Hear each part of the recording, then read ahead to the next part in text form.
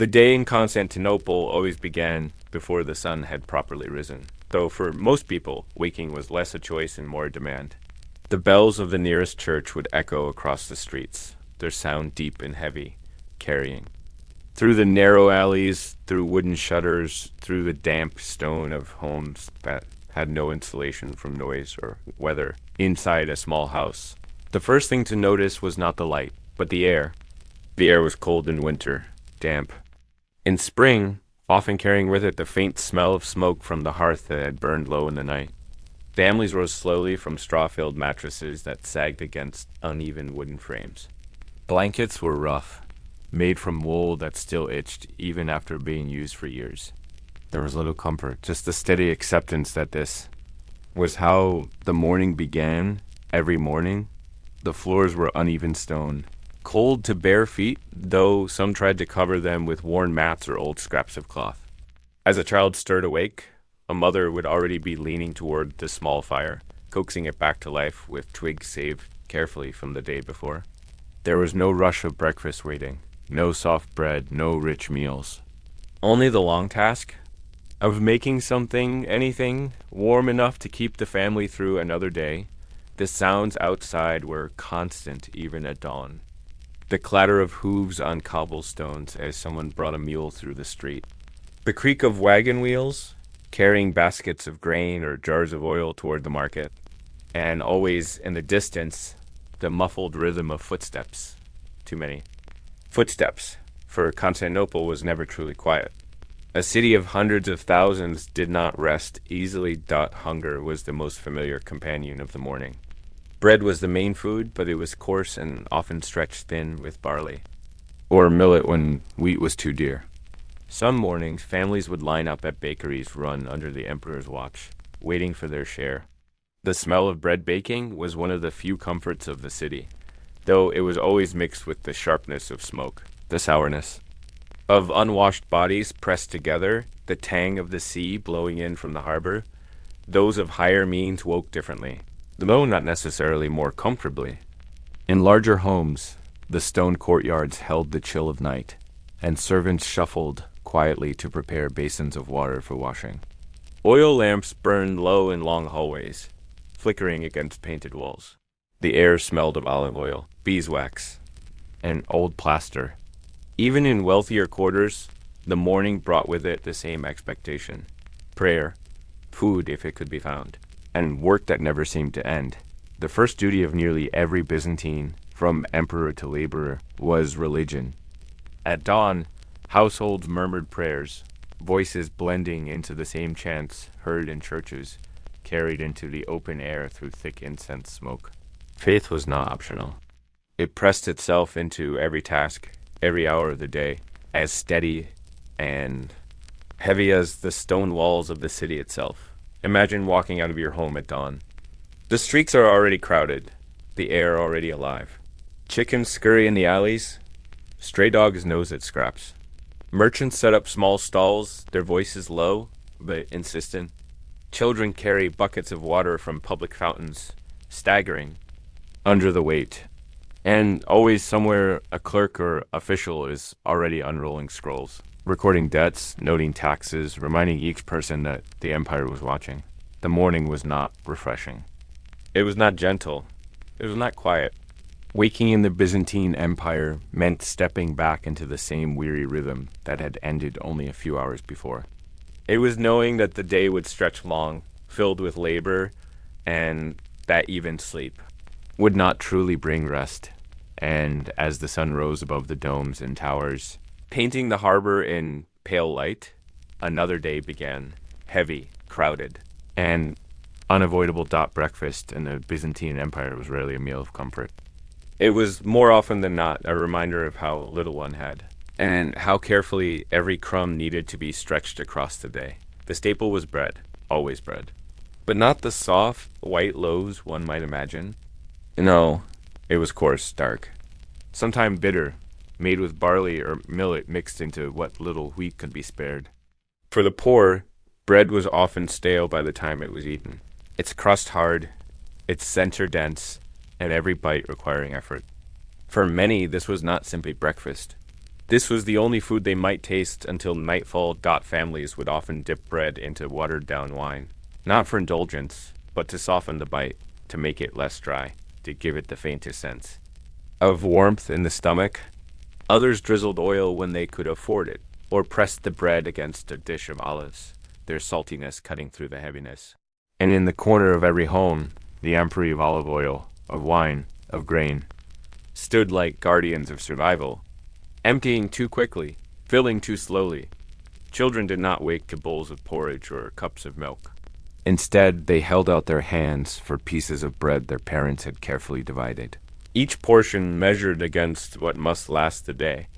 A mother's eyes lingered on the loaf before carrying it, knowing she too must eat less, so the smallest might have more. For those with some means, perhaps merchants or minor officials, the meal might be larger, though never lavish. They might have cheese, sharp and aged, crumbling slightly as it was cut. Perhaps dried figs, chewy and sweet, a reminder of summer even in the colder months. Occasionally, there would be eggs or fish left over from the market the day before. But even these felt ordinary, not indulgent. They were reminders that food was always measured, never guaranteed. And then there were those who could afford comfort. Nobles, wealthy families, those connected to the court. Their tables would hold honey, golden and sticky, dripping slowly onto bread that was softer, finer, whiter. They might drink goat's milk or wine that was not diluted. Yet even here, in marble halls and shaded courtyards, the taste was not simply of pleasure. It was of responsibility, of servants watching, of an empire always needing more. Even the wealthy ate with the awareness of taxes, of shortages, of scarcity that crept from the streets below their windows. Outside, the bakeries of Constantinople filled with life as the morning stretched. Crowds pressed close, waiting their turn, clutching small coins in their hands. The air around the ovens was thick with the smell of smoke and yeast, heavy enough to cling to hair and clothing. Bakers shouted over one another, offering loaves, weighing grain, reminding everyone that the emperor himself controlled the price of bread. In the empire, bread was not simply food. It was power, and power was rarely shared freely. For some, the day began without even this meager meal. The poor, the beggars, those left behind by fortune, they waited at the steps of churches, their hands outstretched, hoping for a scrap from passers-by, for a crust someone else had dropped. They smelled the same bread baking, but tasted nothing. Hunger gnawed slowly, quietly, making the city itself feel heavier with every step. Eating in Byzantium was never only about food. It was about survival. It was about patience. It was about enduring. Every bite of bread carried with it the knowledge that tomorrow's loaf might not come so easily. And so families ate slowly, chewing carefully, swallowing the same rough textures. Day after day after day. And when breakfast was finished, there was no lingering at the table, no soft moments of comfort. The bread was gone, the olives put away, the wine watered down. The day stretched ahead, long and unrelenting. The streets called with their noise and labor. The officials called with their demands. The bells of the churches tolled, reminding everyone that faith was not only a ritual, but a requirement. And so, with hunger dulled but never satisfied, Byzantines left their homes, stepping back into the weary rhythm of the empire. The streets of Constantinople were alive before the sun had climbed far into the sky. They were not quiet, not gentle, not peaceful in the way one might wish the morning hours to be. Instead, the sound of wooden wheels rolling over cobblestones carried from every corner, mingling with the sharper noise of iron shoes striking against stone as donkeys and mules clattered past. The city did not wake slowly. It stirred all at once, its people spilling from narrow doorways and shaded courtyards, each step adding to the noise, until it felt as though the streets themselves had begun to breathe. And for anyone living there, this was not remarkable. It was not extraordinary. It was simply what every morning brought. A flood of sound, of smell, of motion that pressed itself upon you the moment you stepped outside your home. The air was thick, carrying scents that layered over one another. There was the smoke of wood and charcoal rising from bakeries and hearths that had burned through the night. There was the sharp tang of salt from the sea, drifting in from the harbors where ships lay heavy with cargo, their ropes creaking against wooden piers. And then there was the more unpleasant scent, the one impossible to ignore, the mingled smell of animals, of refuse, of people crowded far too closely together in a city that seemed always on the edge of overflowing. Chickens darted across alleyways, their feathers catching the light, while stray dogs nosed through piles of waste. To walk even a short distance meant moving through a world of constant reminders that here, in this city of emperors and churches and markets, life was lived not in quiet separation, but in the endless company of thousands. Constantinople was enormous for its time. Hundreds of thousands of people lived within its walls. And though the city was structured with wide avenues, colonnades, and plazas designed centuries before, those spaces had long since become crowded, with markets, stalls, and workshops that spilled into every open corner. The broad Macy, the main thoroughfare, was lined with shops selling everything from spices to fabrics to icons. But the smaller streets, the twisting alleys, the ones that wound between tall, shadowed houses, those were far less grand. They were narrow, uneven, often muddy or filled with refuse. To move through them was to brush shoulders constantly, to hear the cough of your neighbor only a few feet away, to smell his meal cooking, as if it were your own. Privacy was rare, space was rarer still, and yet the city continued to grow. Walking through such streets was rarely pleasant. The stones were uneven, slick when wet, covered in dust when dry. Carts jostled past, pulled by oxen that lumbered slowly, forcing people to step aside into doorways or press themselves against walls. Children darted between legs, their bare feet quick, their voices high and insistent as they carried buckets of water or trays of bread for sale. Beggars sat in clusters at intersections, their hands outstretched, calling softly for alms.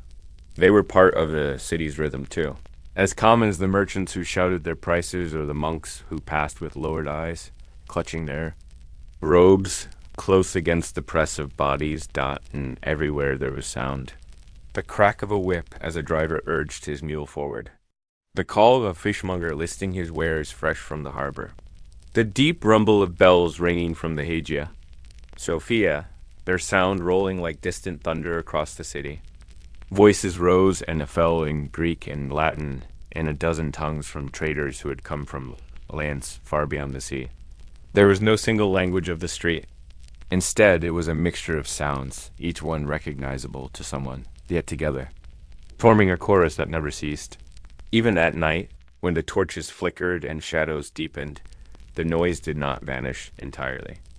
It softened, yes, but it remained a heartbeat of the city that refused to be silenced.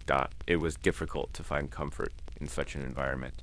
For the poor who lived in cramped wooden houses, stacked one upon the other, the streets were an extension of their homes. They ate in them, worked in them, lived in them as much as they did behind their doors. For the wealthy, movement through the streets was something to be endured, not enjoyed. They traveled with entourages, with servants clearing the way, with guards to keep them safe.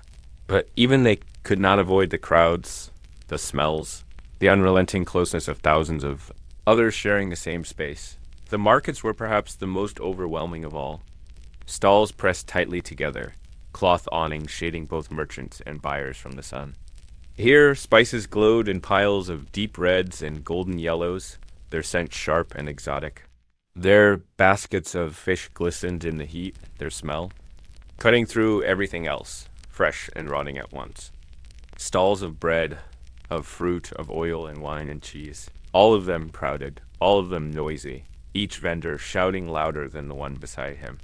Buyers haggled, their voices rising in frustration, their hands gesturing in emphasis. And through it all, the press of bodies continued, people shoving past one another, the crowd surging and breaking like waves against stone. To live in Constantinople was to never truly escape the presence of others. It was to know that every moment of your life would be witnessed, overheard, shared, whether you wished it or not. Even a walk of a few minutes could exhaust you, not from distance, but from the constant effort of navigating the press of bodies, the uneven ground, the noise that never quieted. And yet, this was the center of the empire, the jewel of the world, the city that emperors ruled from and armies dreamed of conquering. To outsiders, it was magnificent, vast, uncheckable. To those who lived within it, it was home. But it was also a place where one could never truly be alone, never truly be still by the time the sun had fully risen. The streets had already settled into their daily rhythm, one that would continue without pause until darkness fell. Merchants would sell, beggars would plead, carts would roll, and voices would rise. And those walking among them would feel the same steady exhaustion as those who had walked there the day before. And the day before that, the city did not change quickly. It pressed on, always the same, overwhelming and unavoidable. Taxes, always. Taxes. In the Byzantine Empire, they were not simply a duty, not simply a demand from the emperor's officials. They were the constant shadow behind every loaf of bread, every jug of wine, every patch of land where grain might grow. From the moment you were old enough to work, to own, to hold anything of value, you were old enough to pay, and there was no escaping it. Imagine beginning your day with the knowledge that no matter how hard you worked, no matter how much you earned, someone in the service of the empire would eventually come to claim a portion.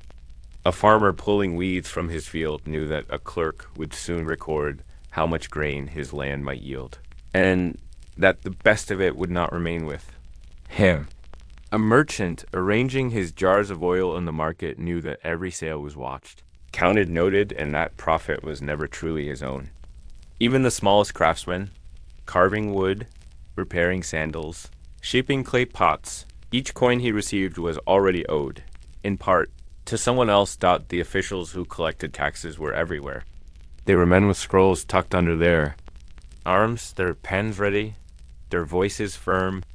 They walked the markets, the fields, the city streets, carrying with them an authority that no ordinary man could resist. They were not soldiers, yet they needed no sword. Their power was the empire itself, written in numbers and decrees that reached back to the emperor in Constantinople. And those who saw them coming did not greet them with warmth. They lowered their eyes, they stiffened their shoulders, they prepared themselves for the inevitable. Taxes were not collected only in coin. That was the cruel genius of the system.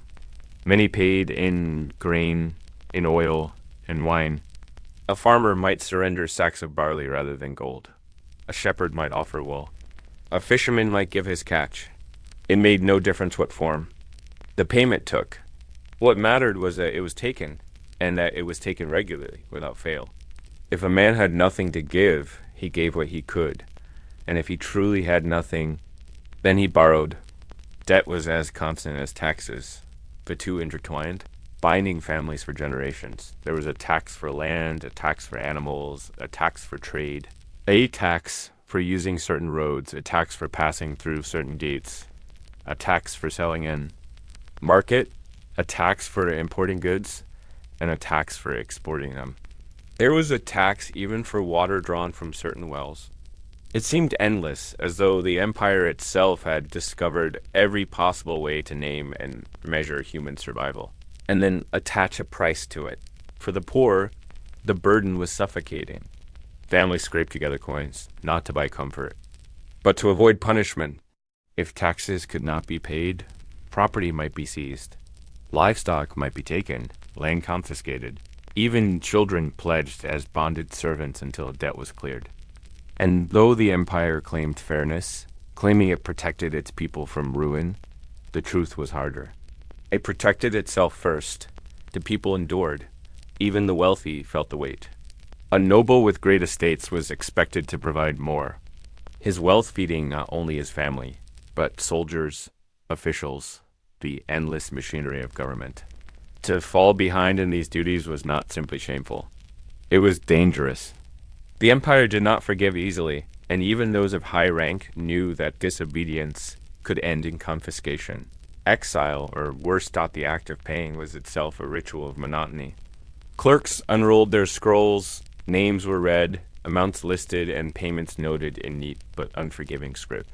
The process was slow, deliberate, unavoidable.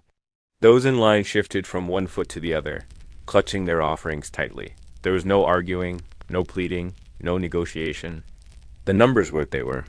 If a man complained, the clerk's pen simply paused, his eyes narrowing, his tone sharpening. To resist was foolish. To delay was costly. And so the people submitted one after another until the scroll was filled with their names and the storerooms were filled with their payments. The taxes did not vanish. They flowed upward toward the empire's great needs. They fed the army standing ready at the borders. They maintained the navy, its ships patrolling the seas. They kept the palaces lit, the churches adorned, the walls of Constantinople repaired. They clothed officials, they gilded icons, they paid for the marble that shone in the Hagia Sophia. And while some citizens took pride in this, believing their sacrifices maintained the greatest city in the world, many more simply felt tired. For each coin surrendered was a meal lost. Each measure of grain given up was a hunger felt. It was not uncommon for families to spend their evenings speaking of taxes, of how they would manage, of what they would sell, of how they would survive until the next demand. Fathers counted coins in the dim light of oil lamps. Mothers set aside portions of food not for their children, but for the tax collector. Children grew up learning that no harvest, no trade, no labor was ever entirely their own. The empire always waited. There were times during famine or war when taxes were made heavier still.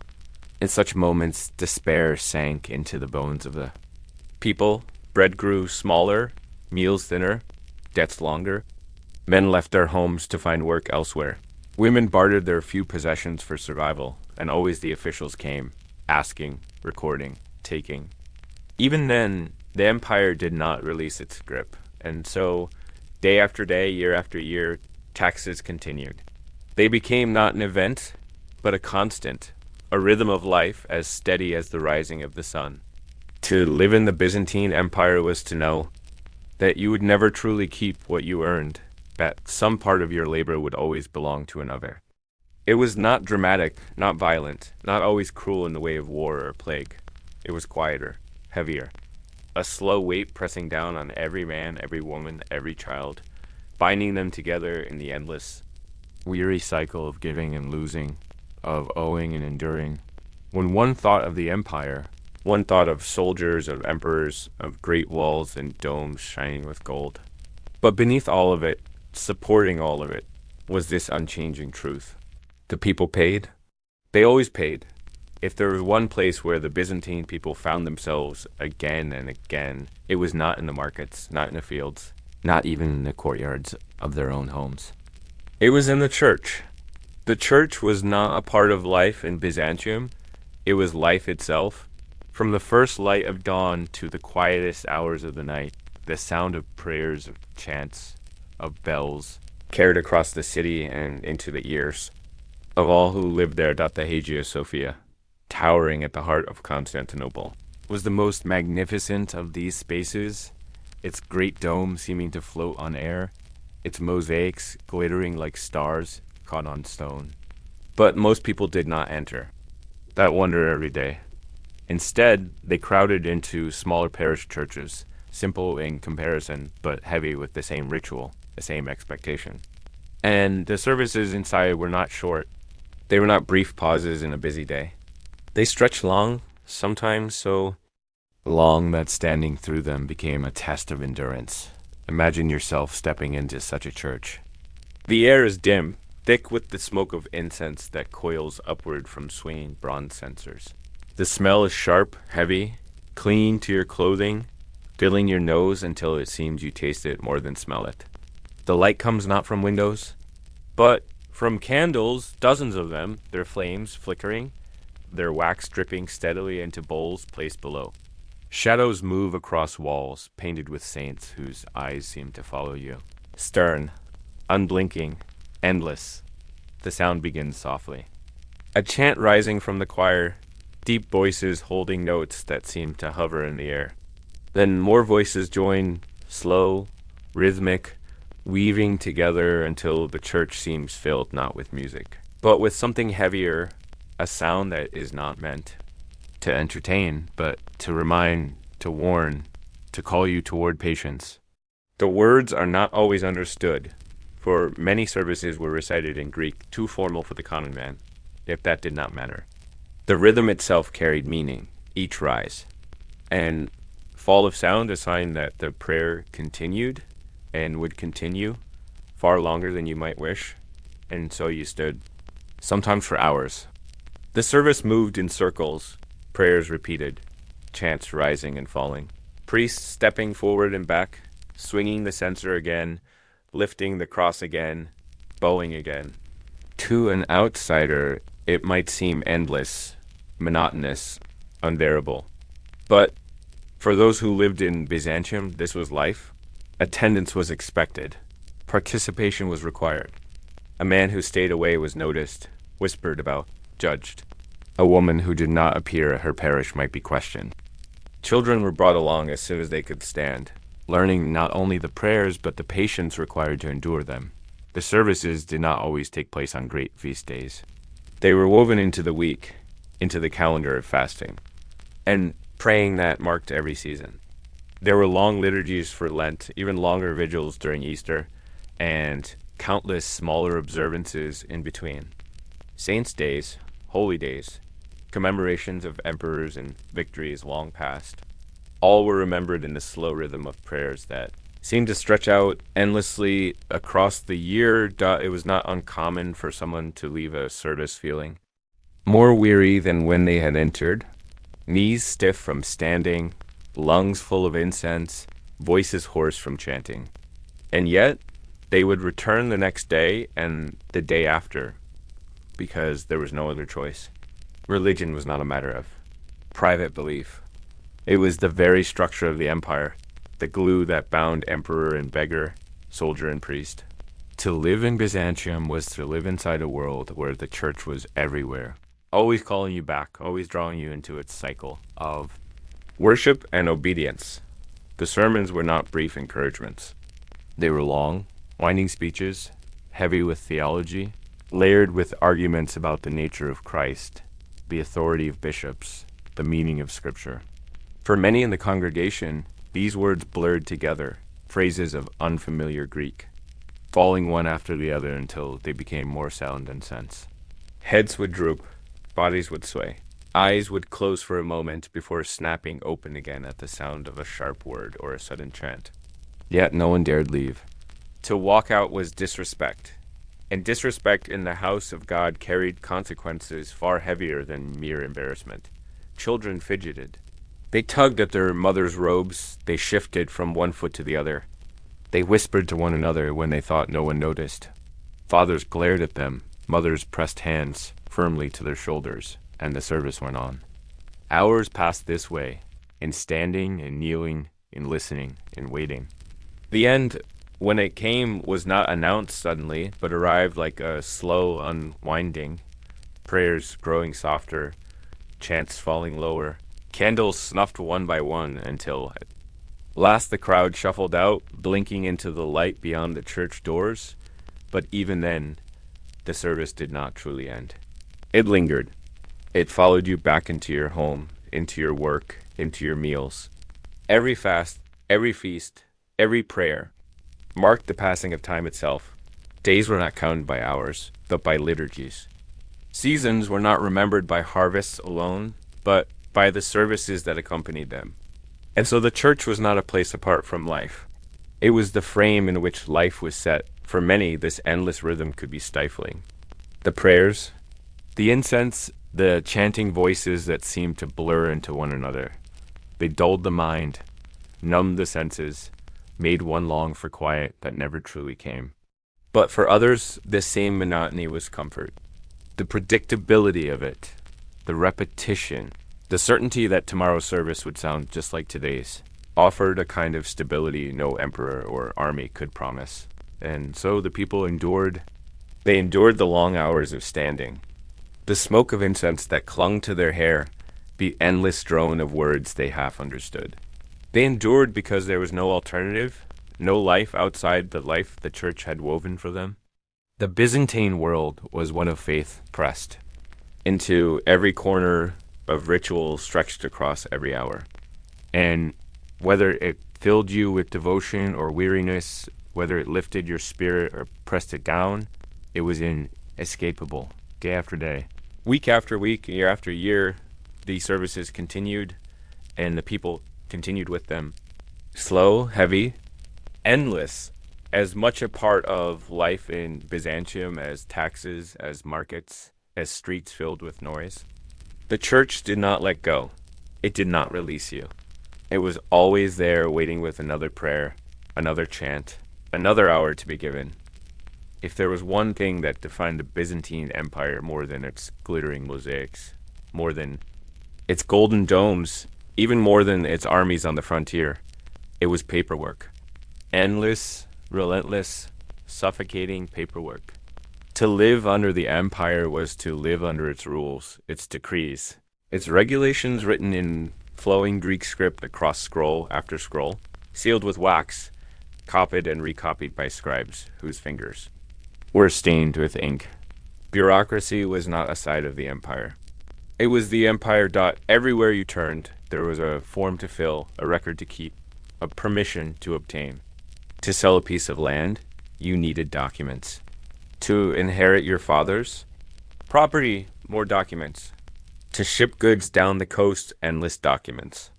Even to marry, to prove your union was valid in the eyes of the state as well as the church. You signed papers, witnessed by officials, copied and filed into archives where they would sit, unread, but never destroyed. The empire believed in memory, and its memory was written in scrolls. Picture yourself standing in a hall, not unlike a marketplace, but instead of merchants, there are clerks, each with a desk, each with piles of scrolls stacked high beside them, each with a pen in hand, scratching steadily across parchment. The sound is not the lively chatter of trade, nor the calls of vendors, but the steady, weary rasp of ink against fiber. People wait in line, shuffling forward slowly, clutching their own documents, hoping their requests will be heard. And when they finally reach the front, they do not find warmth, but questions.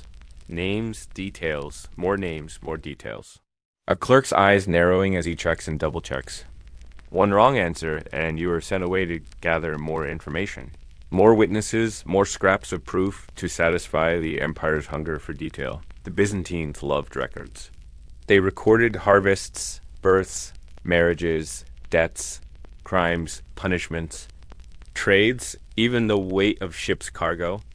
Nothing was too small to be written down. And yet, for all this writing, very little ever changed. A man might spend an entire morning securing one signature, only to be told in the afternoon that he needed another. A farmer might bring grain to pay his tax, only to be told that the record of his payment had not been properly filed, and so he must pay again. A merchant might bribe a scribe just to move his form from the bottom of a pile to the top, knowing. Otherwise, he would wait weeks before his goods could be released. The officials who ran this system were not soldiers. They wore no armor, carried no sword, but they wielded a power that was, in its own way, just as heavy. With a stroke of a pen, they could delay your trade, block your inheritance, deny your rights. With a careless word, they could misfile your name, and once it was lost in the empire's records, it was as though you had never existed. The empire believed in order, in structure, in rules. But it was the officials who decided how those rules were carried out, and the common man had no choice but to endure. Bureaucracy crept into daily life in ways both small and large. Want to travel beyond your town? You might need a permit. Want to move your goods across a river? A stamped document would be demanded at the crossing. Want to prove that your children were legitimate heirs to your land? More paperwork, more clerks, more waiting. Nothing moved quickly. Everything was slowed by the empire's obsession with order. And while some citizens complained, others came to accept it as natural, like rain, like hunger, like the rising and setting of the sun. The archives themselves were vast. In Constantinople, whole rooms were filled with shelves, scrolls rolled tightly, bound with cords, sealed with wax. Dust gathered on many of them, but they remained preserved against time, so that no decree was ever truly forgotten. Some officials prided themselves on remembering where particular documents were stored. Others pretended to remember, only to spend hours rifling through piles of parchment, muttering under their breath as citizens stood waiting, weary and resigned that it was not only the living who felt the weight of the empire's bureaucracy. Even in death, the paperwork continued. Estates had to be divided, wills had to be recorded, taxes had to be calculated one final time before the property could pass on. A man might lie in his grave, but his name continued to live in the empire's scrolls, listed alongside debts owed, payments due, land measured, and possessions counted. Death did not release you from the empire's grip. It only complicated it further, and yet, beneath the frustration, there was a strange kind of security. For while the bureaucracy was slow, unyielding, often unfair, it also meant that records endured. A farmer could point to a parchment proving his ownership of land. A widow could present a document confirming her dowry. A merchant could show his permit and move his goods without fear of seizure. The empire's bureaucracy was both a burden and a protection, heavy, wearying, but always present. Still, the ordinary person rarely saw this balance. What they felt day after day was the waiting in lines, waiting for forms, waiting for signatures, waiting for approvals that never seemed to arrive. The slow march of time marked not by seasons or feasts, but by the endless scratching of pens, the endless unrolling and re-rolling of scrolls, the endless sighs of clerks who seemed to take pleasure in reminding you that your problem was small. Compared to the empire's needs, in the end, life under Byzantine bureaucracy was not dramatic. It was not a sudden disaster, not a violent punishment, not a spectacle. It was slower, heavier, duller, a constant drag on daily life, a weight that pressed down not once, but always, never lifting, never ending. And perhaps that is why it was so powerful. You could fight against a soldier. You could resist a tax collector, at least for a time. But you could not resist paperwork. It was everywhere, always multiplying, always binding you tighter to the empire's will. And so the people endured. They filled out the forms, they answered the questions, they waited in the lines. They endured the slowness, the monotony, the endless rules. And as the centuries passed, the scrolls piled higher, the archives grew deeper, and the weight of paperwork became as much a part of life in Byzantium as bread. As taxes, as the sound of church bells drifting over the city at dawn. When people today imagine Byzantium, they often picture the glittering mosaics, the chanting choirs, the domes of churches rising against the skyline.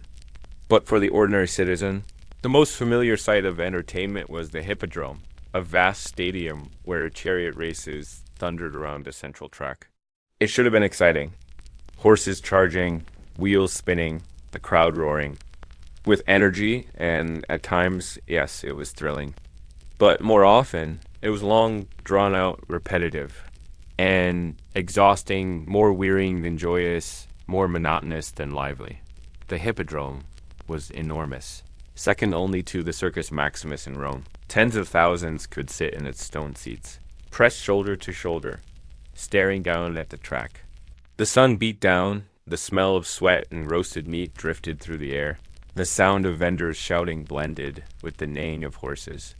And then you waited. Hours sometimes. Races were not constant. They began, they ended, then there was a long pause while chariots were prepared, while officials argued, while gamblers shouted at one another. The races themselves were not always. The neat competitions, you might imagine. Chariots broke down. Horses stumbled.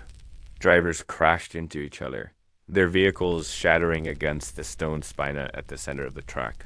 Sometimes the crashes were so common that the crowd grew bored, muttering, shifting in their seats, waiting for the wreckage to be cleared. Children fidgeted, adults dozed, and the heat pressed down until the entertainment felt less like a festival and more like an endurance test. And yet, People came back again and again, not only for the races themselves, but for the factions. In Byzantium, the crowd was divided into colors, the blues and the greens most famously, but others existed too. Supporting a faction was not just about sport, it was about identity.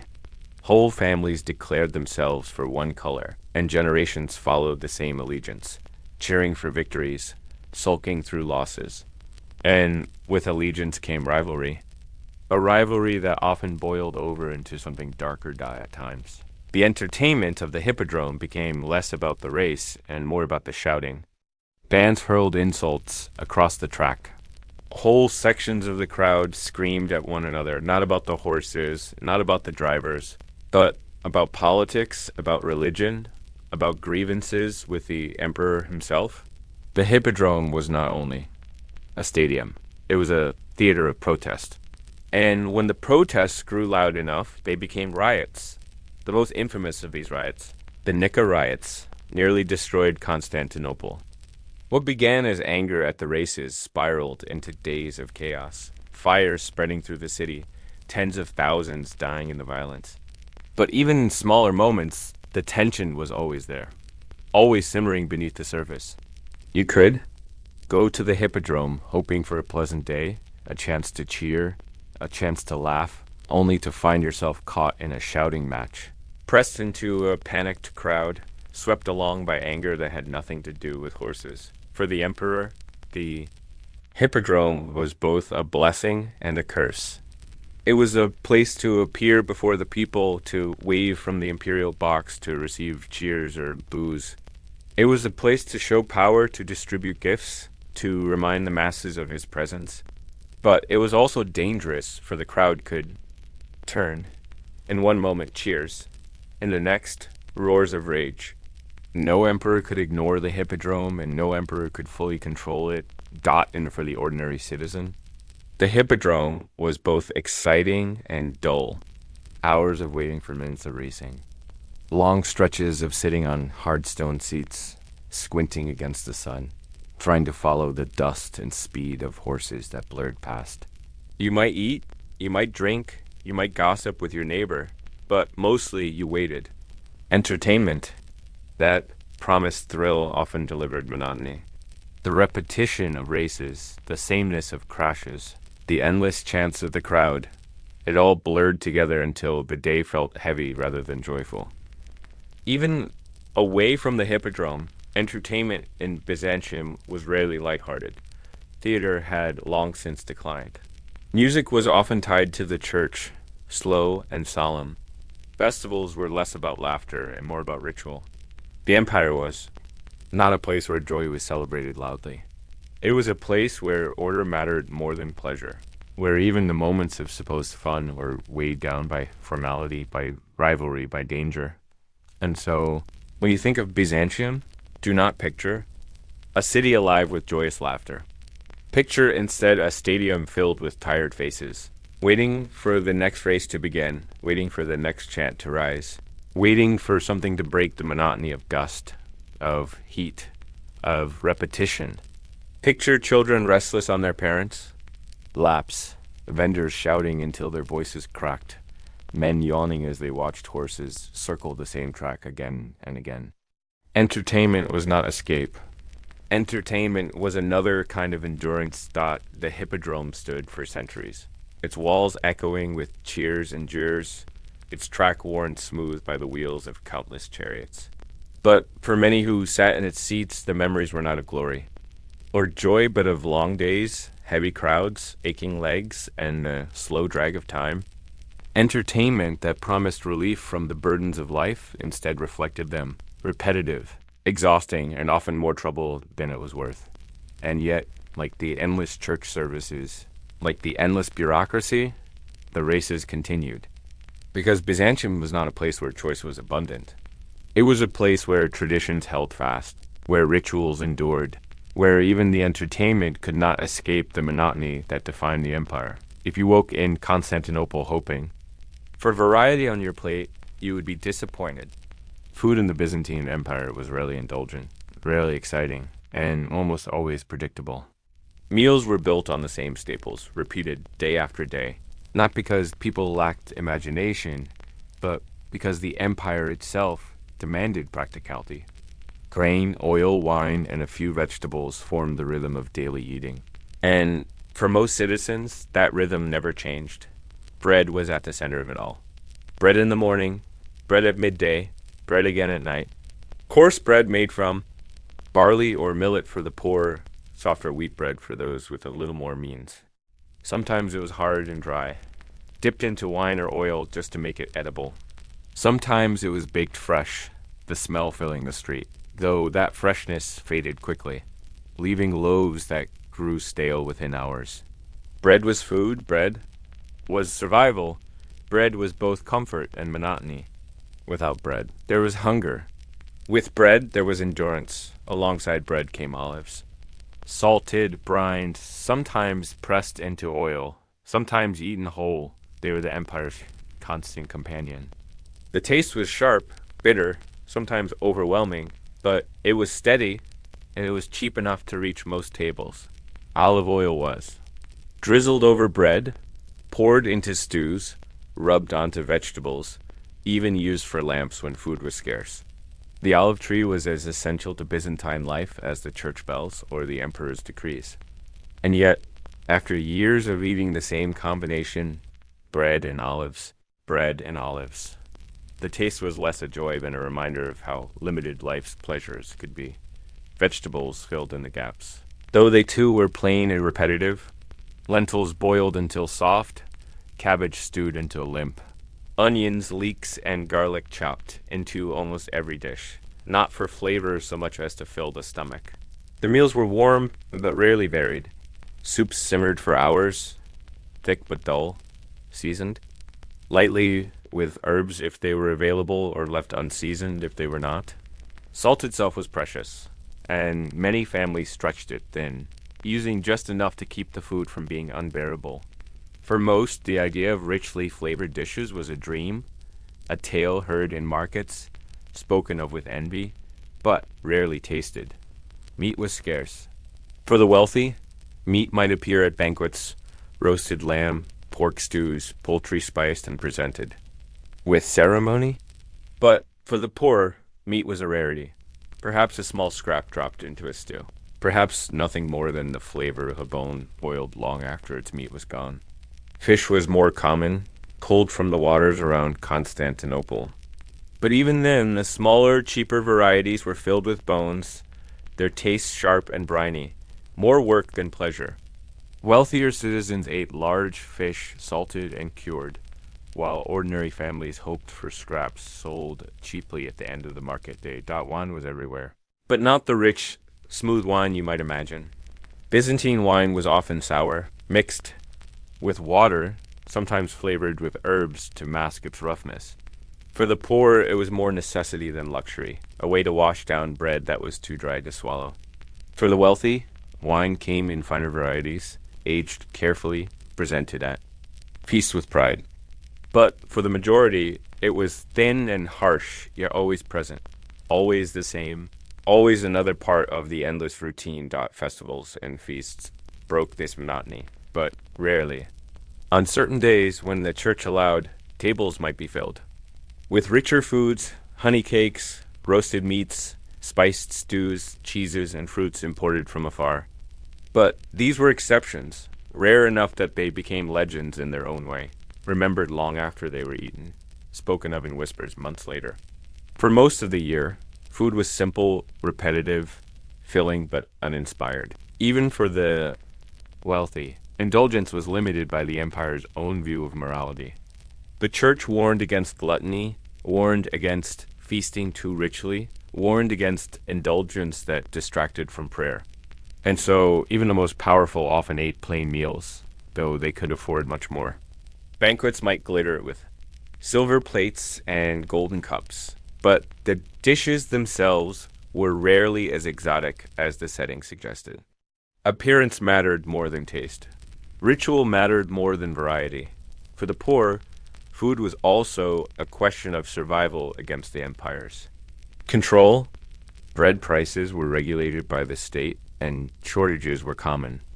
Crowds lined up outside bakeries, waiting for loaves that sometimes never came.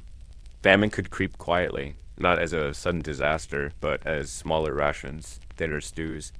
Days without meat, weeks without fresh vegetables. Hunger was not always dramatic. Often it was slow, dull, wearying. The kind of hunger that left you tired, not starving, but never full. Imagine sitting at a wooden table at night, the only light a flickering oil lamp.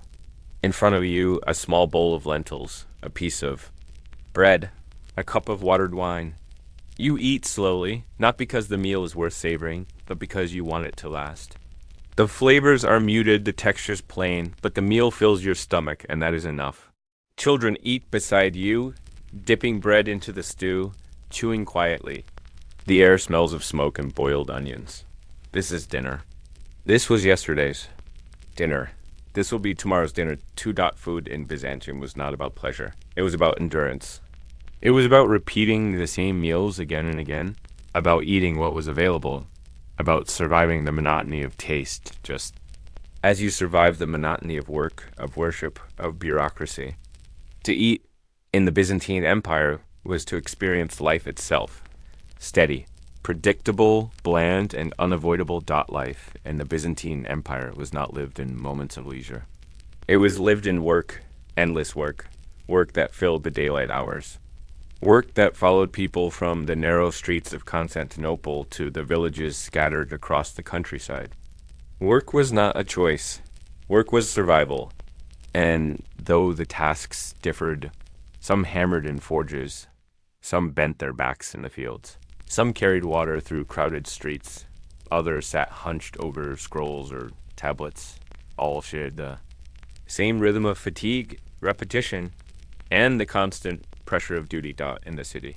The day began with the clang of metal and the murmur of voices. Workshops opened early, smiths heating their furnaces, carpenters sharpening tools, potters kneading.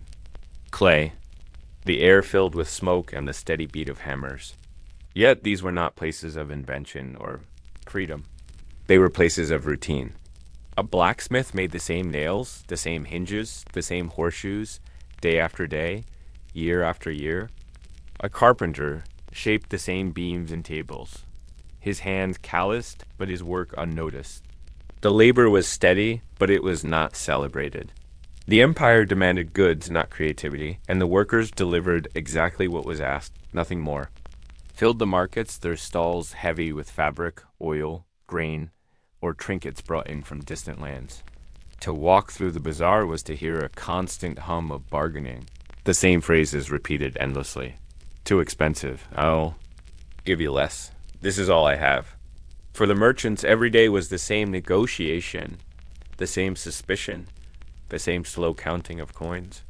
There was little glamour in selling figs or onions, no matter how far they had traveled. And yet, without this work, life in the city would halt. Merchants endured the long hours, the endless talk, the constant pressure of imperial taxes, all for the hope of scraping out a little more profit than yesterday. Outside the city, the grind was even harsher. Farmers rose before the sun and bent their backs to the soil. Wheat, barley, grapes, olives, the empire's lifeblood grew slowly. Painfully, under the weight of both nature and taxation, fields had to be plowed, seeds scattered, weeds pulled, harvests gathered, all in rhythms that repeated with the seasons. There was no escape. In spring, planting. In summer, tending. In autumn, harvest. In winter, repairs and preparation. The land demanded everything, and the empire demanded its share too. Farmers knew that much of what they grew would not remain in their hands. It would go to officials, to soldiers, to the markets of Constantinople. And so they worked not for comfort, not for plenty, but simply to meet the quotas that ensured they could keep their land for another year. Labor was not only physical. Scribes hunched in shadowed rooms, their eyes straining over parchment as they copied texts letter by letter. Monks labored in scriptoria, scratching carefully with ink, their hands aching from the slowness of the work. Clerks filled out documents. accounts and endless records for the imperial bureaucracy. Their lives consumed not by fields or furnaces, but by the monotony of ink and wax seals. The work was cleaner, quieter, but no less exhausting. Time itself seemed to stretch in these places, each line of text blurring into the next, each number written down blending into the one before it. Women labored too, though their work was often invisible. They spun thread, wove cloth, baked bread, carried water, raised children, managed homes. Their work was repetitive and unending, done without recognition, without applause. A woman might spend hours at a loom, her feet pressing petals, her hands pulling threads, weaving cloth that looked like the cloth she wove yesterday, like the cloth she would weave tomorrow. She might spend hours grinding grain by hand, the steady motion of stone against stone, wearing down her strength as surely as it wore down the kernels into flour. The monotony was complete. For the poorest, labor was not steady, but desperate. They carried bricks, hauled water, swept streets, loaded carts. Their work had no permanence, no certainty. One day might bring a coin or two, the next day nothing. They stood in the streets at dawn, waiting to be hired, waiting for someone to need their strength. And when no one did, they returned home with empty hands and hollow stomachs. Their labor was endless because it was never enough. Because no matter how much they worked, there was always more to be done.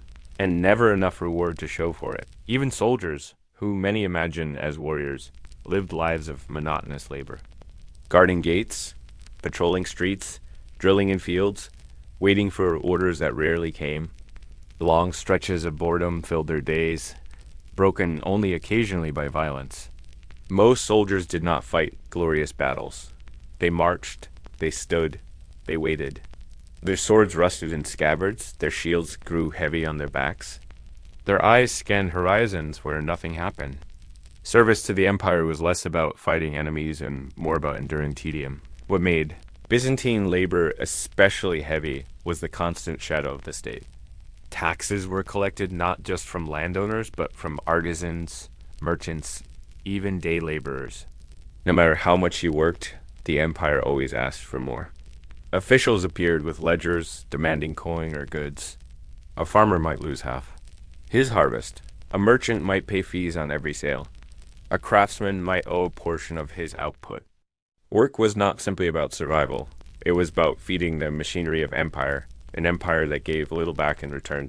And so, whether you were a farmer under the sun, a blacksmith in a smoky shop, a scribe hunched over parchment, or a soldier standing at his post, the rhythm of your life was the same. Repeat, repeat, repeat. The same tasks, the same struggles, the same tired body at the end of the day. Byzantium was not built on glory alone. It was built on the weary labor of countless hands, each day indistinguishable from the one before. Imagine yourself as a laborer in Constantinople. The sun has risen, and you are already at work. You bend, you lift, you hammer, you count, you weave. The hours stretch slowly. Your stomach aches with hunger, but you push on. The afternoon comes, and you keep working, the same tasks again, and again. Evening falls, and your body aches. You sit at a table, eat bread, drink watered wine, and then sleep, only to wake and repeat the entire cycle tomorrow. This was not exceptional. This was not unusual. This was life in the Byzantine Empire. In Byzantium. Faith was not a matter of private choice. It was the structure that shaped each day, the sound that woke you, the rhythm that followed you from morning to night, the presence that surrounded you whether you believed deeply or simply went through the motions. To live in the empire was to live under the gaze of the church and to feel the weight of ritual in every hour. It was not always uplifting. More often, it was repetitive, mandatory, and inescapable. The bells were the first reminder. They rang out across Constantinople from church towers and monasteries, their tones marking time not by the sun, but by the demands of worship. At dawn, bells called for morning prayers. At midday, they tolled again, signaling the hours for devotion. In the evening, as the city grew dark, they rang once more, drawing citizens toward vespers. The sound was not an occasional intrusion. It was constant, daily, part of the very fabric of life. You could not escape the bells. You could not pretend you did not hear them. They echoed across the marble streets, across the wooden homes, over the waters of the harbor. Even in sleep, they lingered in your dreams. Inside the churches, the prayers themselves were long and heavy. Incense filled the air, smoke rising in curling trails, clinging to clothing and hair. The chants droned low and steady, voices weaving together in tones that seemed endless. The words repeated, familiar to everyone, the same passages spoken again and again, year after year. For the devout, this repetition was comfort. For the weary, it was a burden. Yet all were expected to stand, to bow, to cross themselves, to join in the rhythm of faith, whether their hearts were lifted or tired. The clergy were everywhere. Priests walked the streets, their robes heavy, their presence commanding respect. Monks moved through markets, their shaved heads visible in the crowds, reminders of sacrifice and obedience.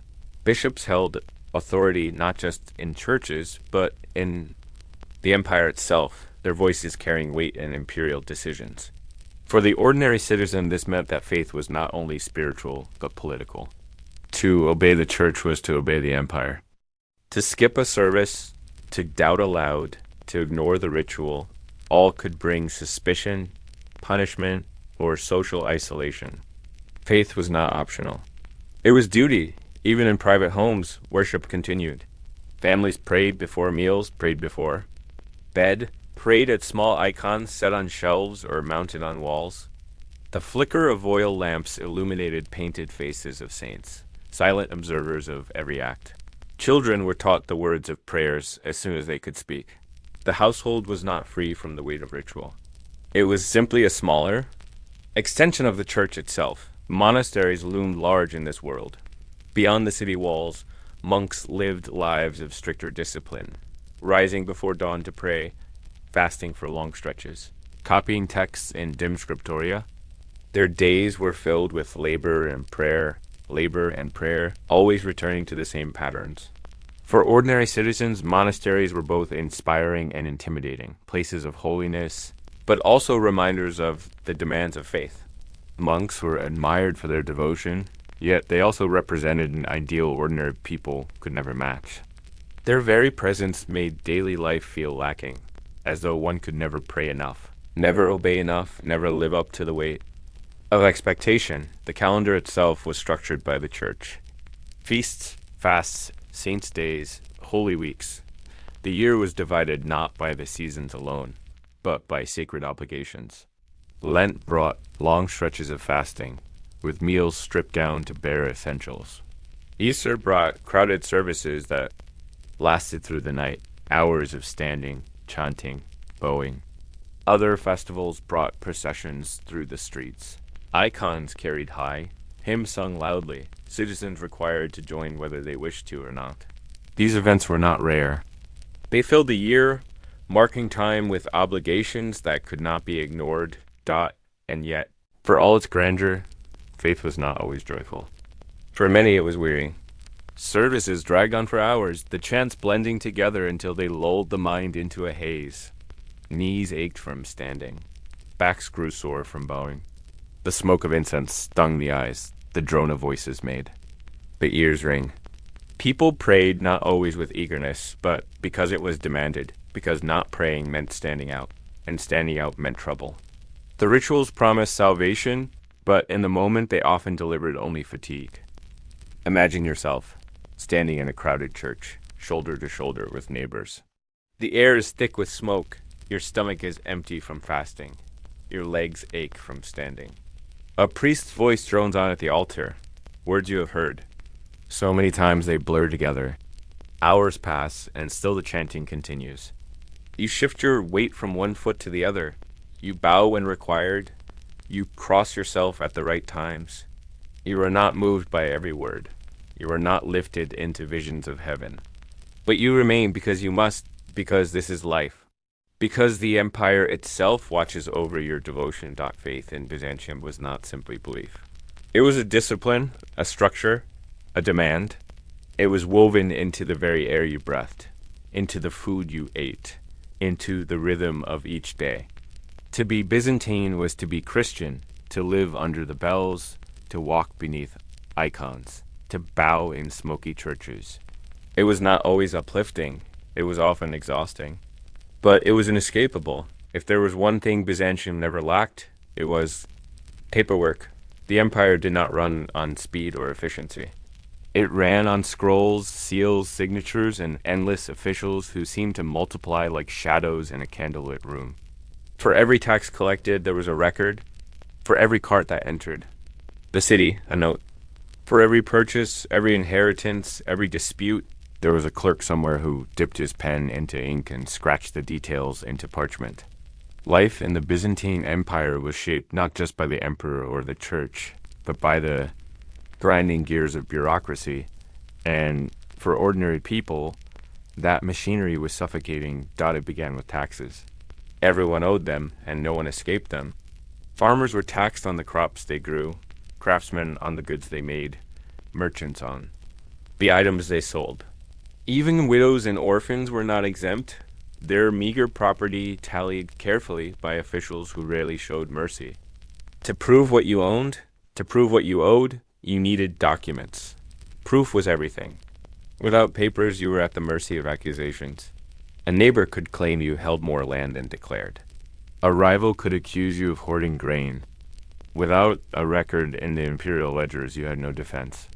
And so people clung to parchment, stored receipts, begged officials to copy seals correctly.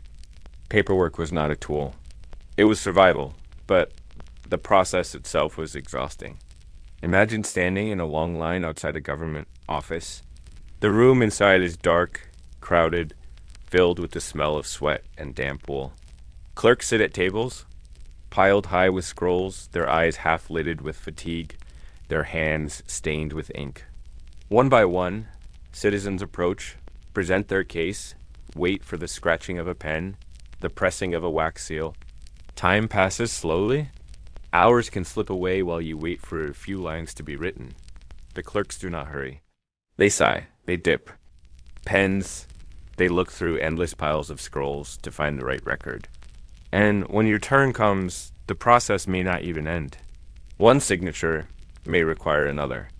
One approval may require 3 more. And so you return tomorrow, and the day after. Disputes over land were especially tangled. Who owned which field? Who had the right to plant olives on a particular slope? Who inherited which vineyard?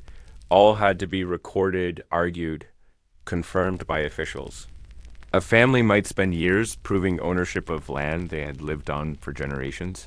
Papers were lost, seals broken, records misplaced in the labyrinth of the imperial bureaucracy. Clerks could be bribed to lose a scroll or to insert a false. 1. Justice was not swift. Justice was slow, expensive, and often corrupt. The bureaucracy was a net in which ordinary people were always caught. Struggling but rarely escaping merchants fared no better. To sell goods in Constantinople, permits were required. To ship items across the sea, forms had to be filled. To import fabric from the east or spices from the south, tariffs had to be paid and recorded. Every stage of trade carried the weight. Of paperwork, ships were stopped at harbors until documents were checked. Carts were halted at city gates until the proper seals were produced. To forget a paper, to lose a seal, was to invite fines, delays, even confiscation of goods. Trade in Byzantium was not a matter of bold voyages and daring exchanges. It was a matter of waiting for clerks to dip pens, waiting for officials to stamp documents, waiting for paperwork to catch up with reality. Even ordinary life was wrapped in red tape. To marry, contracts had to be drawn. To inherit was had. To be written, filed. To join the army, names had to be entered into rosters. Nothing was simple. Everything was documented. And with each document came a fee, small enough in theory, but heavy when added together. Heavier still when demanded again and again by officials whose memory of your payment always seemed uncertain. For the empire, paperwork was not only control. It was income. Every paper cost something. Every seal earned someone a coin. The bureaucracy grew not because it worked well, but because it worked slowly. More clerks meant more delays. More seals meant more signatures.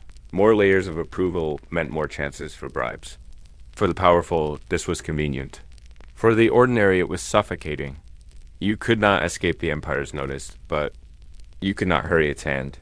The machinery of the state was vast, sluggish, and inescapable.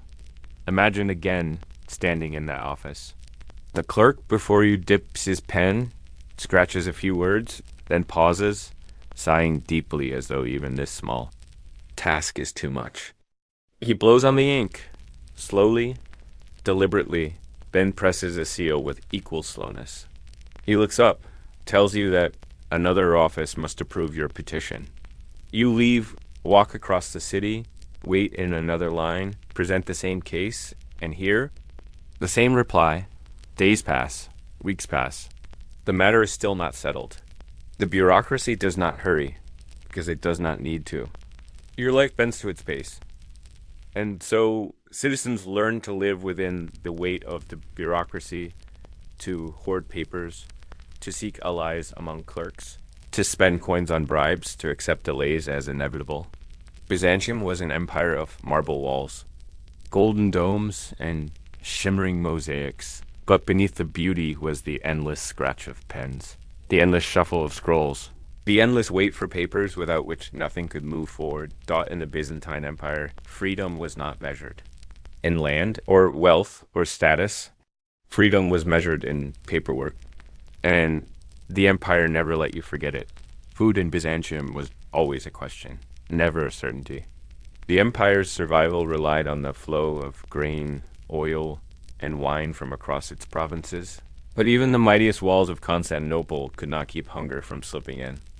Behind the shimmer of mosaics and the chants of churches lay a simple, grinding truth. People were always waiting for food, worrying about food, stretching what food they had.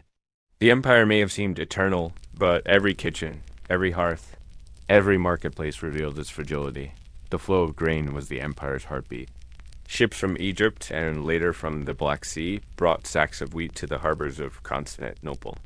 But storms delayed ships, pirates raided them, taxes weighed them down, and when the supply slowed, the price of bread rose.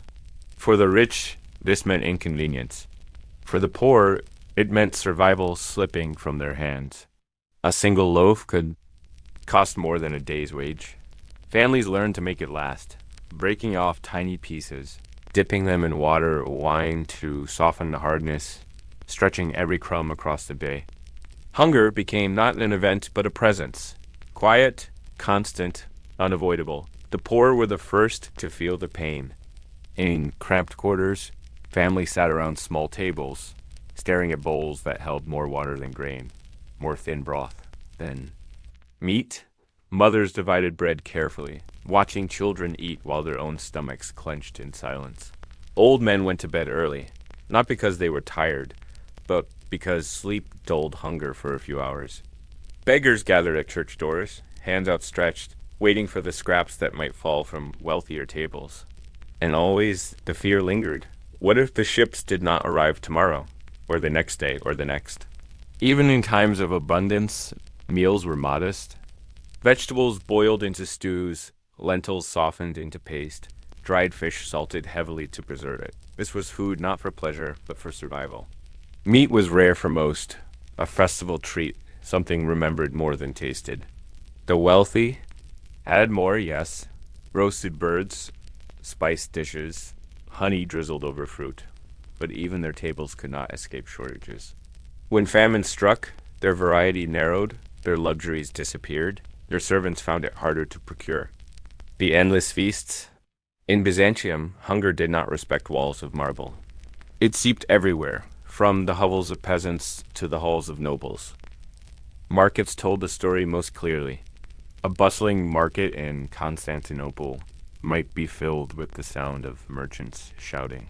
The smell of olives and onions, the sight of baskets overflowing with figs or garlic. But in times of shortage, the stalls emptied. Crowds pressed close around what little remained, voices rising in anger as prices doubled, tripled. became impossible. Mothers clutched coins in their hands, begging for a measure of grain, arguing with sellers who shrugged and said nothing more could be given. The air grew tense, heavy, filled not with the richness of spices, but with the raw edge of desperation. Hunger made the city restless, irritable, dangerous.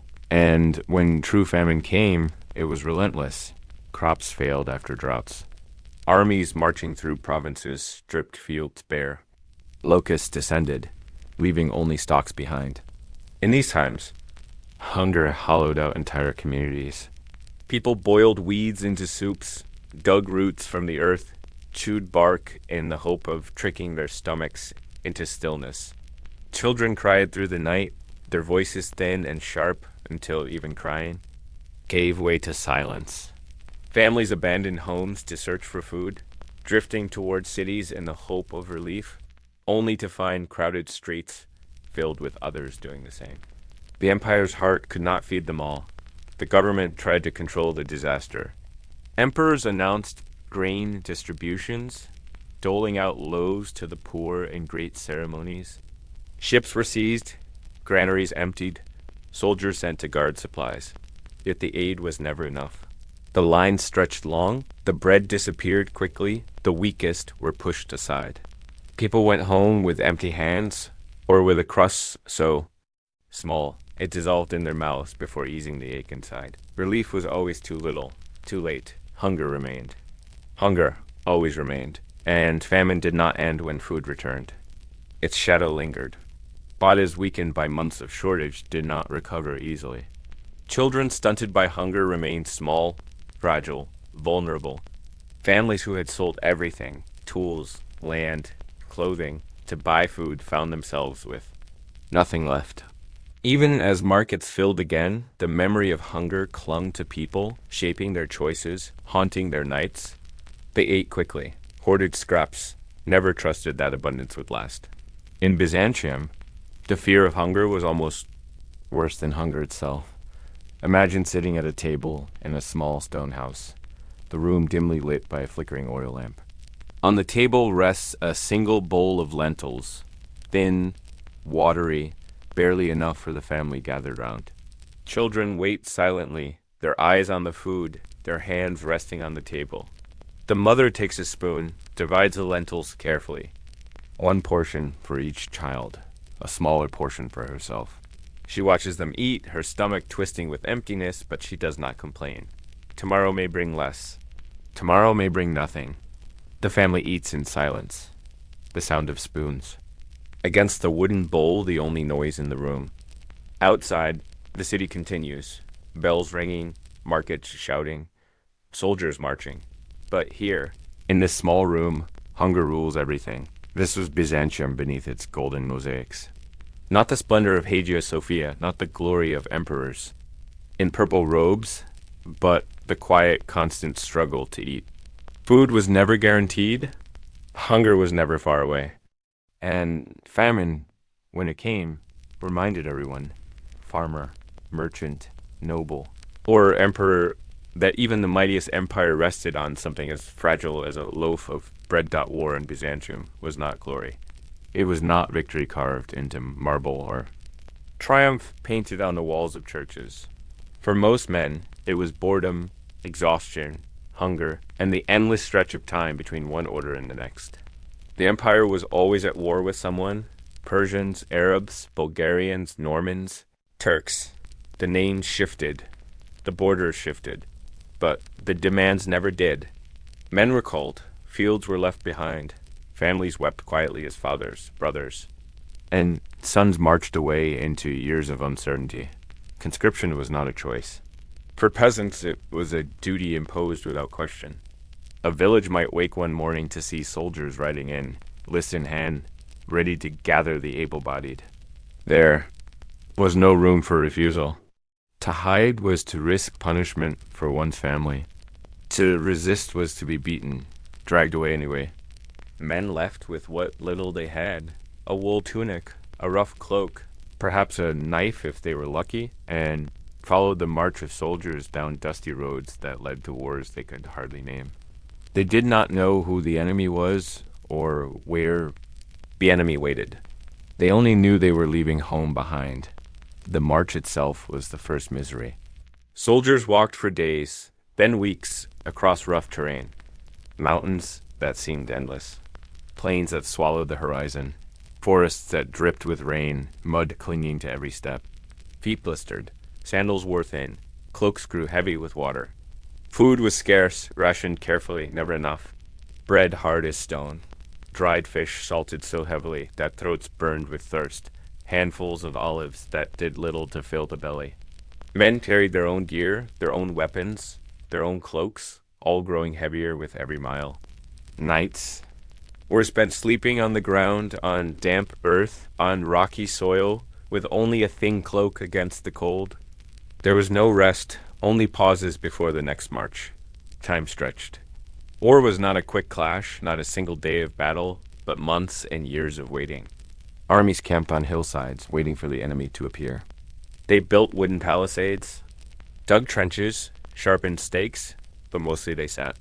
Men gathered around small fires, staring into the flames, speaking little. Some sharpened weapons until the blades wore thin. Others mended sandals with scraps of leather, stitched torn cloaks. With coarse thread, tried to keep their belongings from falling apart. The days blended together, each the same, each slow. Waiting for orders, waiting for food. Waiting for news from home that never seemed to come. When battle did arrive, it was rarely glory. It was confusion, shouting, the clash of metal, the press of bodies, spears breaking, shields splintering, horses screaming as they fell. The smell of blood and sweat hung heavy in the air. And then, just as quickly as it began, it was over. Survivors stumbled back to camp, some limping, some carrying others, some too silent to speak. The dead were buried quickly, sometimes barely, covered with earth, sometimes left behind altogether. There was no triumph, only exhaustion, only silence, only the weight of knowing the march would continue tomorrow. But even battle was not the true face of war. The true face was sickness. Camps filled with men weakened by bad food, foul water, and cold nights. Fevers spread quickly, coughing echoed in the tents, bodies wasted away long before they ever saw an enemy. Dysentery, malaria, infections from wounds that never healed. These were the real killers. A cut on the foot could turn septic. A chill in the chest could turn into weeks of gasping breaths. And with every death came fewer hands to carry weapons, fewer voices to sing marching songs, fewer men to keep the fires alive. Letters home were rare, almost impossible. Families often did not know if their sons still lived. Seasons passed. Harvest came and went, and still the men marched, waited, fought, and marched again. Villages learned to live without them, fields tilled by women, children, and the elderly. Sometimes men returned after years, bent with age, though still young, carrying scars that never healed, stories they did not tell. Other times they did not return at all, their names spoken quietly in prayers. Their faces slowly fading from memory. The nobility fared better, but not by much. Officers had better food, better tents, better clothing, but they too marched. They too waited. They too saw men die around them, and they too felt the endless drag of time. War was not about courage. It was about endurance. The ability to walk one more day, to eat one more piece of stale bread, to hold a weapon though your arms ached. For the Byzantines, war was not a story of heroes. It was the story of countless men forgotten, swallowed by the boredom, the waiting, and the silence. Between battles, Dot imagined sitting in a damp tent on a hillside, the canvas sagging under the weight of rain. The fire has gone out, your cloak is wet, your sandals soaked. You clutch a piece of bread in your hand, chew slowly, but the taste is bitter, the hunger never ends. Around you, men lie silently, some asleep, some coughing, some staring into the darkness. Tomorrow you will march again. Perhaps you will fight. Perhaps you will only wait. Either way, the days will continue, heavy and endless, each one blending into the next dot. This was war in Byzantium. Not the shining armor of mosaics, not the banners carried proudly through the city streets, but the slow, dull grind of human endurance. marching, waiting, hungering, enduring. An empire built not on victories alone, but on the countless men who gave their strength, their youth, and often their lives, not in glory but in silence. Faith in Byzantium was not a choice. It was not a quiet matter of personal belief, nor something one practiced only on holy days. It was everywhere, shaping every hour of life, pressing down upon people like the weight of the very walls of Constantinople. Religion was not only about worship, it was law, politics, family, survival. To be Byzantine was to be Christian, and to be Christian meant living inside a world of endless ritual. Constant expectation and the unshakable fear of sin. The day began with bells. Monasteries rang them, churches echoed them, priests called, the faithful to prayer. Even before the sun rose, the rhythm of religion was already there. People crossed themselves before stepping outside, whispered prayers before eating, bowed their heads when passing churches.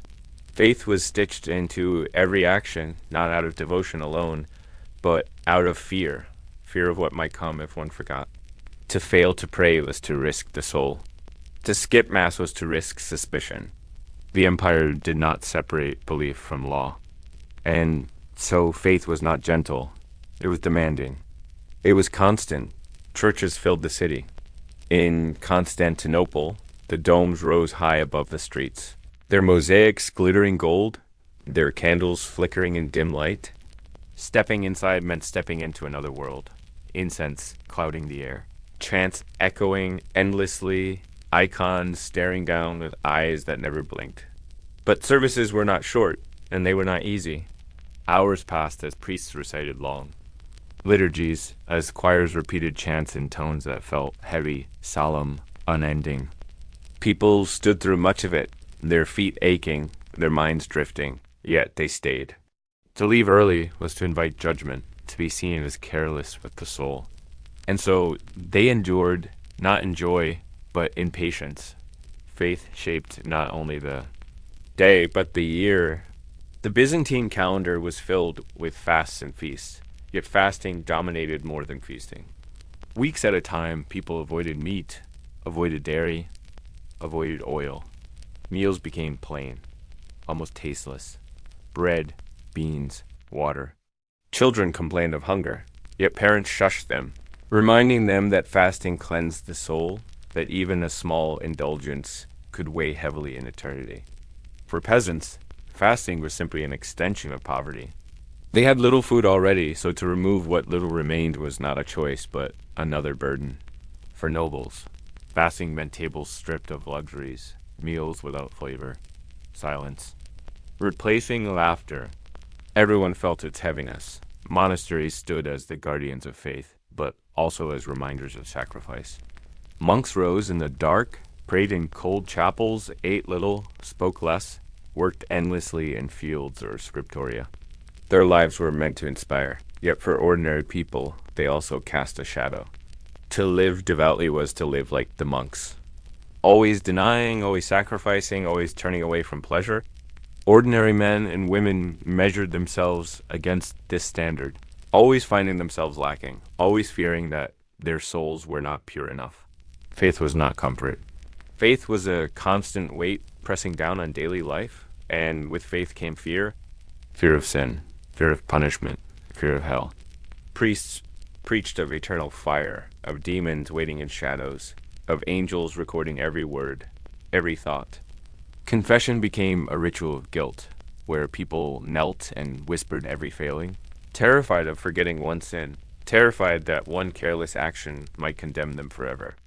The empire thrived on this fear, for a fearful population was obedient. Faith held society together, but it also held people in place, binding them to a life of duty, ritual, and endless prayer. For women, faith added another layer of burden. Modesty was not a suggestion, but an expectation. Veils, quiet voices, lowered eyes, all framed as signs of piety. A woman's worth was measured not in her laughter or her freedom, but in her obedience to the rules of faith. Marriage was not simply union, but sacrament, tightly bound to the authority of the church. Even in private, Women prayed constantly, whispering words that kept them tethered to expectations that left little room for joy. Religion dictated not only belief, but the rhythm of every relationship, every choice, every moment. Even emperors could not escape the weight of faith. To wear the purple robes was not only to rule politically, but to stand as the guardian of orthodoxy. Every decision was measured against doctrine, every word justified in the name of God, every law stamped.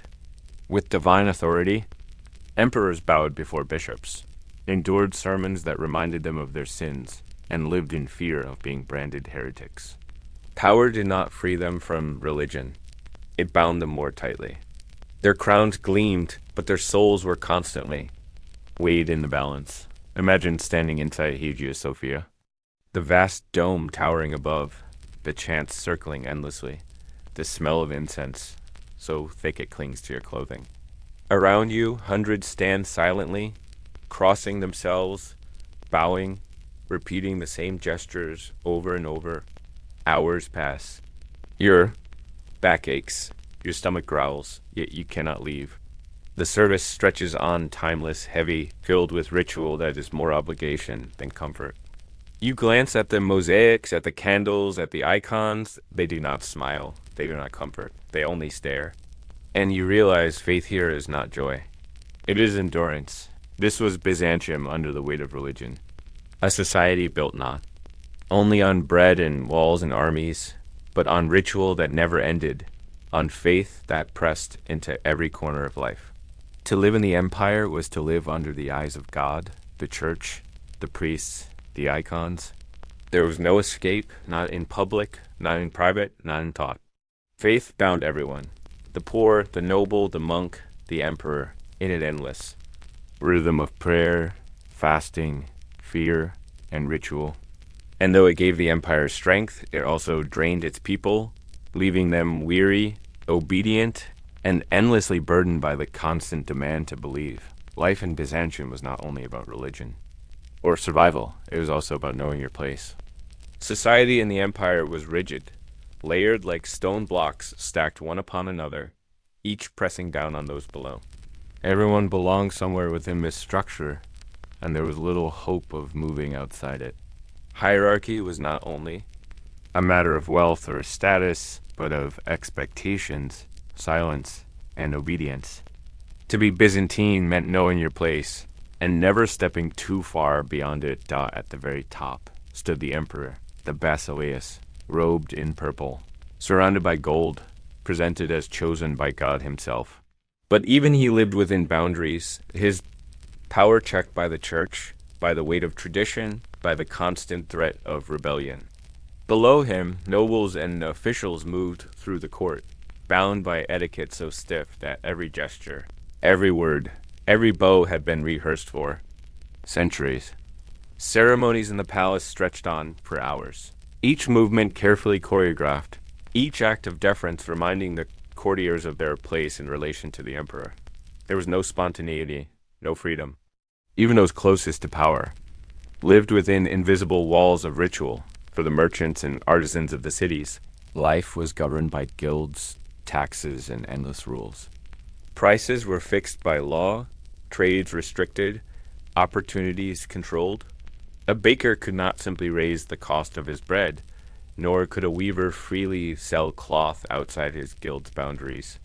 Every transaction, every craft, every exchange of goods was regulated by the empire's need to control and its suspicion of change. To disobey meant fines, confiscation, or exile. And so merchants and craftsmen worked quietly, producing what they were told, selling for what was allowed, keeping their ambitions hidden behind obedience. Peasants bore the heaviest weight of all. Their lives tied them to the land, their duties, fixed by birth. A farmer did not choose his destiny. He was born into it, his hands destined for the plow, his back bent beneath the sun. Taxes were owed, rents demanded, labor extracted. Even when the harvest failed, when drought withered the fields or locusts devoured the crops, the empire demanded its share.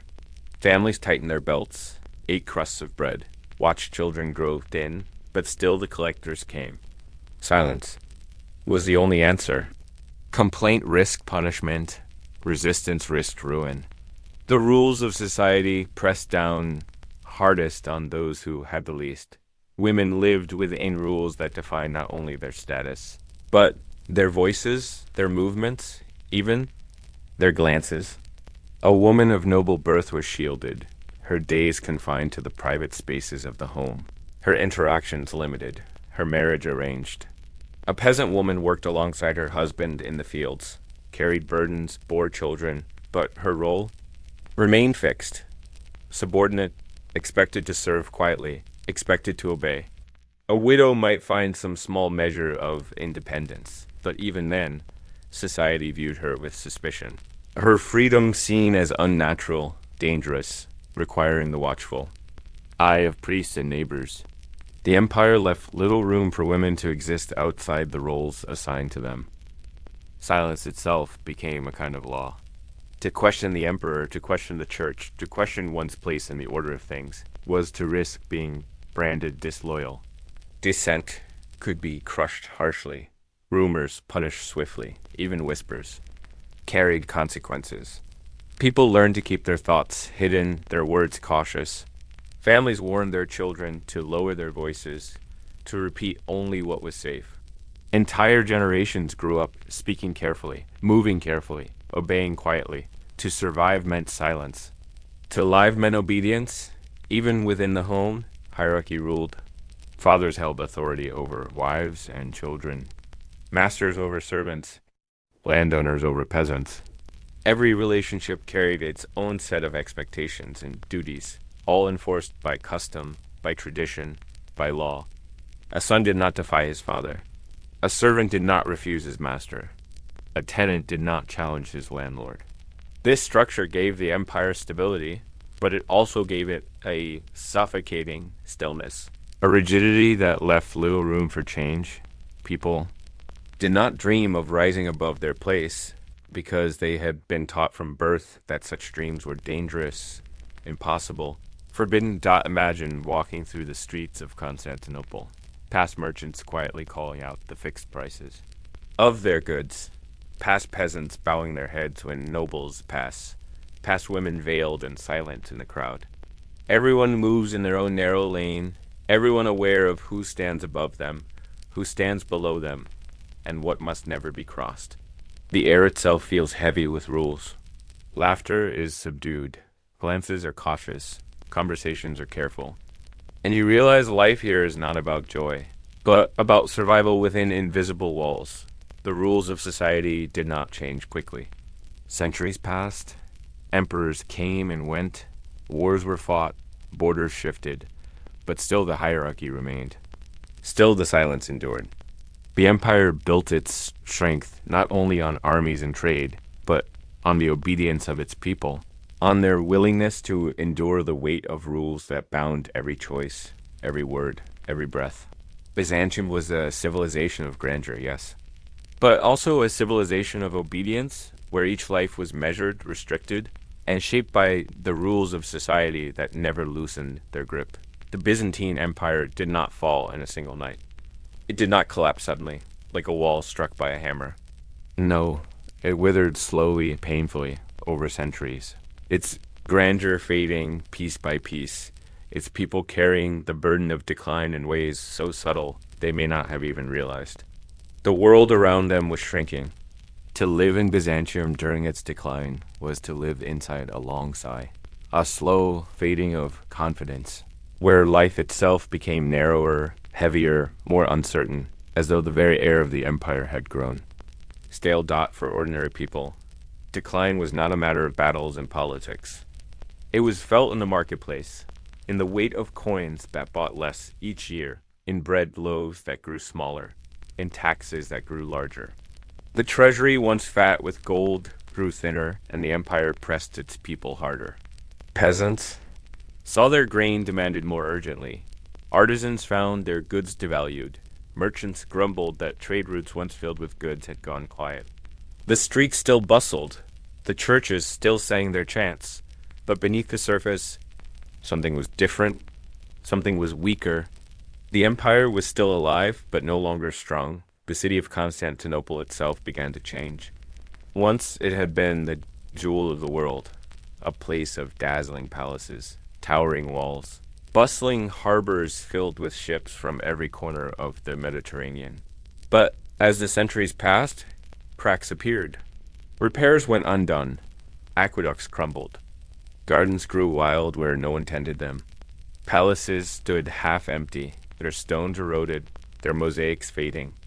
The harbor that once welcomed fleets grew quiet, its waters less crowded, its docks filled with idle men who remembered better days. The empire remained, but it no longer felt eternal. It felt tired, not for families. Life under decline was marked by uncertainty. Sons who might once have found service in the army now faced disorganization, poor pay, and defeats. Fathers who looked to the markets for trade saw prices falter, their goods sitting unsold. Daughters who were once promised stability in marriage found themselves bound to families whose fortunes had already begun to slip. Even the nobles who wrapped themselves in silk and feasted in candlelight whispered of insecurity, of power shifting elsewhere, of enemies circling closer. Decline was not only about poverty, it was about the slow erosion of confidence, the awareness that the future was no longer secure. Wars came as they always had, but they no longer ended with triumph. Battles once fought far from the capital crept closer, their echoes heard from the city walls. Villages burned in the borderlands, peasants fled their fields, soldiers returned home defeated, their armor dented, their faces hollow with exhaustion. News traveled slowly, but when it came, it carried with it a heaviness, a reminder that Byzantium was not as it had been. The empire still called itself strong, but its people knew the days of unstoppable power were behind them. What remained was endurance. Religion, too, shifted under decline. Where once faith had filled churches with hope and unity, it now weighed heavier, more fearful. Priests thundered warnings from their pulpits, declaring that the empire was being punished for its sins, that stricter obedience was the only path forward. Fasts grew stricter, rituals heavier, sermons longer. Instead of comfort, faith became a reminder of decline, a constant echo of guilt, a constant reminder that the empire's fading might be the fault of its people themselves. Where once faith had been demanding, now it became suffocating. Imagine standing in the streets of Constantinople during these years. The walls still rise high, massive, and imposing, but they're not freshly painted, not as well patrolled, not as carefully maintained. The markets still hum, but fewer goods pass through them. Fewer coins change hands. The churches still chant their endless liturgies, but the voices sound older, wearier, less filled with certainty. The people still live, they still wake, eat, work, pray, but the energy is different. It is slower, heavier, as though each day drags more than the last. The empire is not dead, but it is fading, and everyone feels it. Decline also brought isolation. Once, Byzantium had looked west and east, commanding respect from both Latin Europe and the Islamic world. But as centuries passed, its neighbors no longer feared it.